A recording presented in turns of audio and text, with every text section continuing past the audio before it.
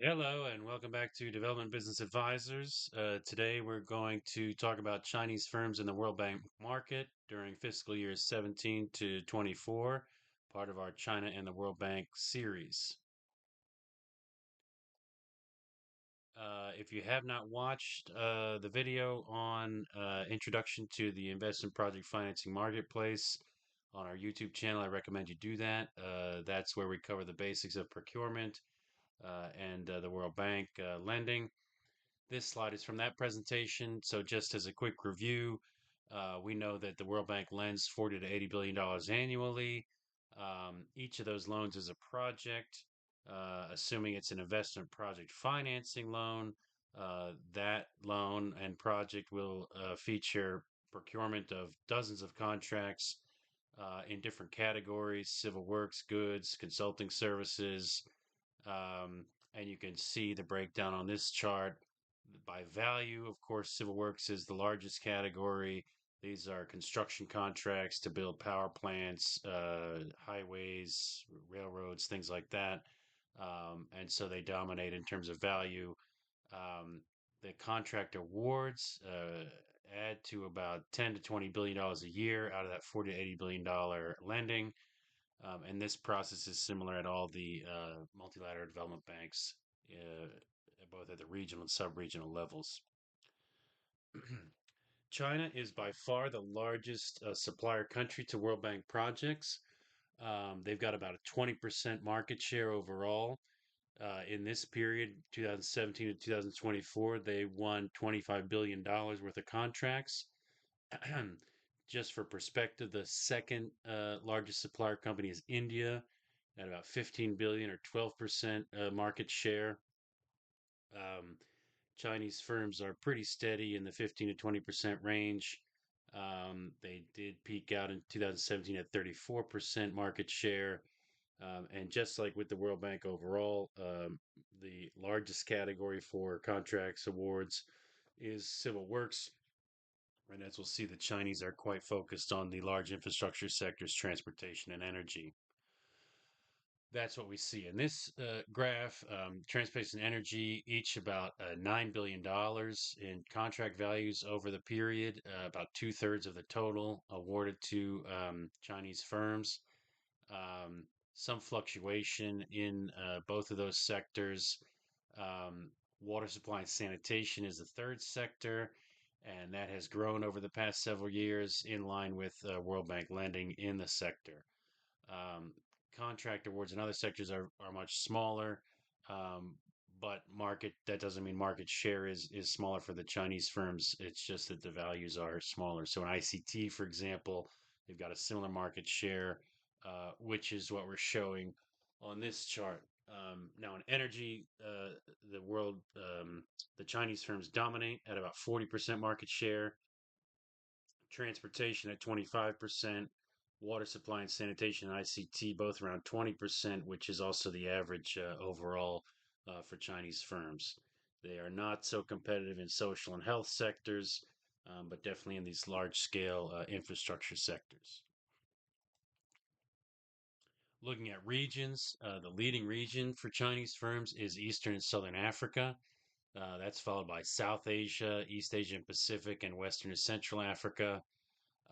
You see they're winning almost $2 billion in contracts just in the Eastern and Southern Africa region in fiscal 17, dropping a bit and then rising again to about that same amount in fiscal year 24.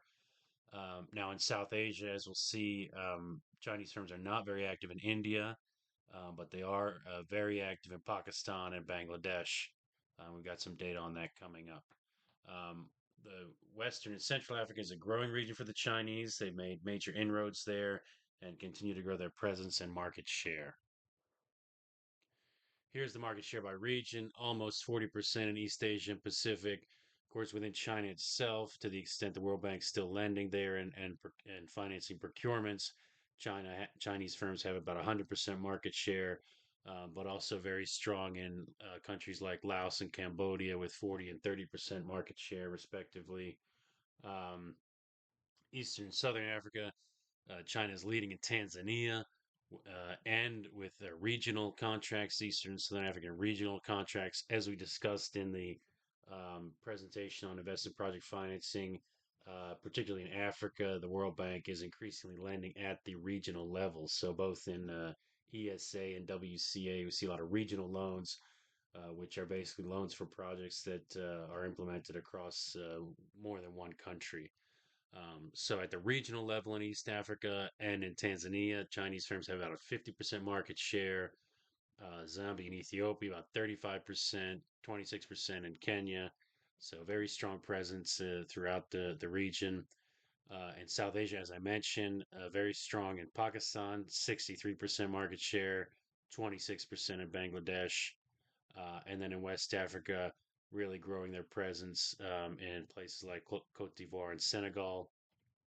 Um, Not so active in the ECA region, closer to Western Europe, but in Caucasus and Central Asia, you see Georgia and Uzbekistan, more than 20% market share for Chinese firms. And then in the Middle East and North Africa, I mean, it's not a very big region for the World Bank in general in terms of lending when compared to regions like Africa. Um, and same with Latin America. I mean, Inter-American Development Bank really takes the lead in Latin America, and the Chinese are not getting a large market share, even of the smaller amounts of lending that are in those regions. There's certainly Chinese presence in Latin America, but it is not coming through World Bank projects. It may be their own initiatives or through other institutions. Top Chinese contractors we see here. Some very familiar names to anyone who's interested in infrastructure and engineering. These are some of the largest infrastructure and engineering firms in the world: Sino Hydro, China Road and Bridge Corporation, Power Construction Corporation of China. So these top two companies winning more than $2 billion in contracts over the period. Another one with more than $1 billion. All of the top 10 winning more than $500 million in contracts over the period. And these are, not necessarily a high number of contracts. A lot of these, some of the contracts can be close to $1 billion on their own. So these are, large scale infrastructure projects for construction of highways and power plants, as I mentioned.